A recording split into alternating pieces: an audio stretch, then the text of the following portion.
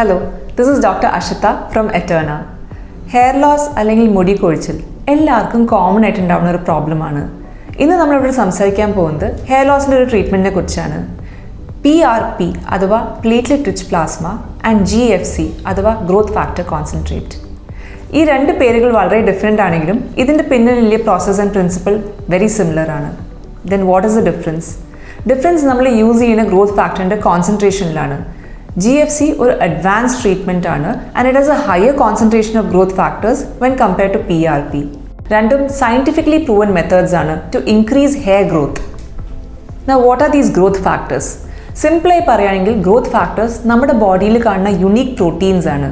ഈ പ്രോട്ടീൻസ് നമ്മുടെ ഹെയറിലത്തെ follicle stimulate ചെയ്യാനും നമ്മുടെ സ്കിന്നിലെ കൊളാജൻ സ്റ്റിമുലേറ്റ് ചെയ്യാനും സഹായിക്കും, which leads to increased hair growth and rejuvenated skin. Now the whole process is very simple.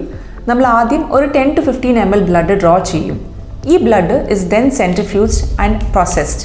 Process ചെയ്തതിന് ശേഷം നമ്മൾ ഈ ഗ്രോത്ത് ഫാക്ടർ റിച്ച് ആയ പോർഷൻ ബ്ലഡിൽ നിന്ന് സെപ്പറേറ്റ് ചെയ്തിട്ട് നമ്മുടെ സ്കാൽപ്പിൽ ടാർഗറ്റഡ് ഏരിയസിൽ ഇഞ്ചെക്ട് ചെയ്യും.